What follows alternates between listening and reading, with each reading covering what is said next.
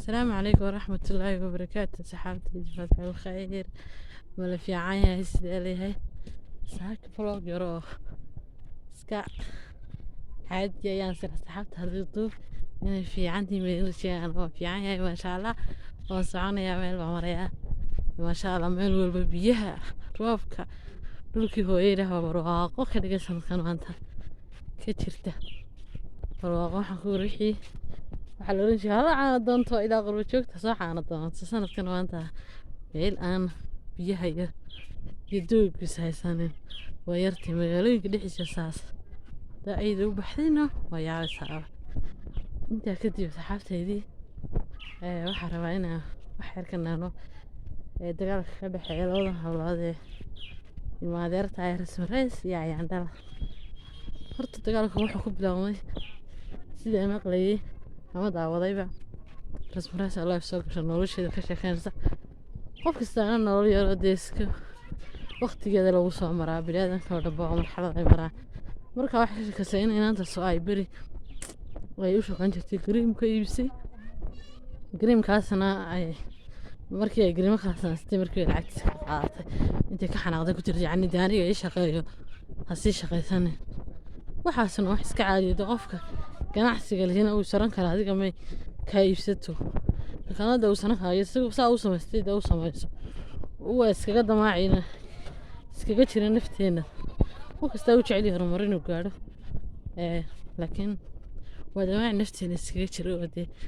wax istaayandada may adiga ka baxaysato yani iyadu meel gaar ah samaysan ay istiri rasmi rasmi wax ku khaldanayd inay dee inantii hadday soo hadal qaaday inay marka dambe taa waa raalli iska hawda oo ila gashay bartaa kaga baxdo markii dambe cabdi ka duubto wixii la islahaayo dhan bay soo wadhnigtay adoo dee laga heshay haddana waa ku haddana hadal dambe soo halqalqaday inuu waxaa oran lahaa dagaalka xamtaro dad ganacsan ayaa tihiin maasha allah noloshu kala kacsan tahay mashquulka iska daayo naftiina ku kala mashquula iyo horumarkiina aad gaadhaysaan hablaha Soomaaliyeed oo soo higsanayaan ee deyn ka hooseeyaan imika shaqaysanaya isleen labada hablood kale gaadha ganacsiyada samaysta saasoo kale yeela isleeyihiin saasay fiican samaysaano ay tooleeyihiin aad wixiin horumarsata maaha inaad isku mashquushaan ii soo baxay halkaa igu balas dadka waddan dee waxay toolay Soomaalida ku yartay waa deegaan Soomaalida laakiin ku yartaa iska qurbaa jooga inaad tiraahdo saas waa laga fiican yahay iscafiya iska shaqaysta horumarkiina noo soo bandhiga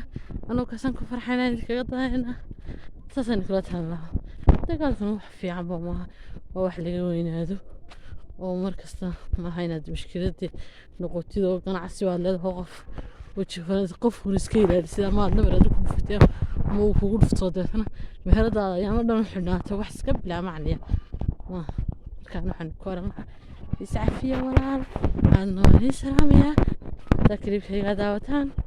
labadiina howlaan jeclaa baatiin horumar wanaagsan mehersheen akhriyaadu